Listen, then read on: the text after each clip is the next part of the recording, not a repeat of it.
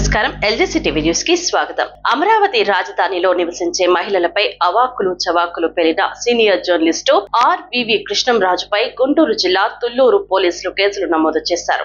తమ మనోభావాలు దెబ్బతిన్నాయంటూ ఖమ్మంపాటి శిరీష ఇచ్చిన ఫిర్యాదు మేరకు పోలీసులు కేసు పెట్టారు. అమరావతి మహిళలను ఆ తరహా మహిళలతో పోల్చడాన్ని సహించలేకపోతున్న మహిళలు రాష్ట్ర వ్యాప్తంగా ఉద్యమాలు చేస్తున్నారు. సాక్షి కార్యాలయాల వద్ద ధర్నాలు, నిరసనలు కూడా వ్యక్తం చేస్తున్నారు. ఈ క్రమంలో పోలీసులు కూడా ఈ విషయాన్ని చాలా సీరియస్ గా తీసుకున్నారు. ఇప్పటికే యాంకర్ కొమ్మినేని శ్రీనివాసరావును అరెస్ట్ చేశారు, జైలుకు తరలించారు. ఈ కేసులో A1 గా ఉన్న కృష్ణంరాజు కోసం వెతుకుతున్నారు. విజయవాడ స్థానికుడైన కృష్ణంరాజు ఈ కేసు నమోదైన వెంటనే ఇంటికి తాళం వేసుకుని అజ్ఞాతంలోకి వెళ్లిపోయారు. దీంతో ఆయన కోసం పోలీసులు హైదరాబాద్, బెంగళూరు, ఢిల్లీలోనూ వెతుకుతున్నట్లు సమాచారం. ఇదిలా ఉంటే అజ్ఞాతంలో ఉన్న కృష్ణంరాజు తనకు ముందస్తు బెయిల్ కావాలని కోరుతూ రాష్ట్ర హైకోర్టులో పిటిషన్ వేశారు. తనను పోలీసులు అరెస్ట్ చేయకుండా ముందస్తు రక్షణ కల్పించాలని ఆయన కోర్టును వేడుకున్నారు.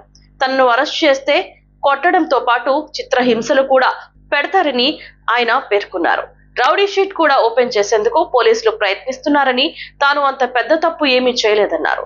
ఓ ఆంగ్ల పత్రికలో వచ్చిన కథనాన్ని మాత్రమే తాను ఉటకించానని కృష్ణంరాజు తన పిటిషన్ లో పేర్కొన్నారు. ఈ నేపథ్యంలో తనకు ముందస్తు బెయిల్ ఇవ్వాలని కోరుతూ మంగళవారం పొద్దుపోయాక హైకోర్టులో బెయిల్ పిటిషన్ దాఖలు చేశారు. తాను విచారణకు సహకరిస్తానని చెప్పారు.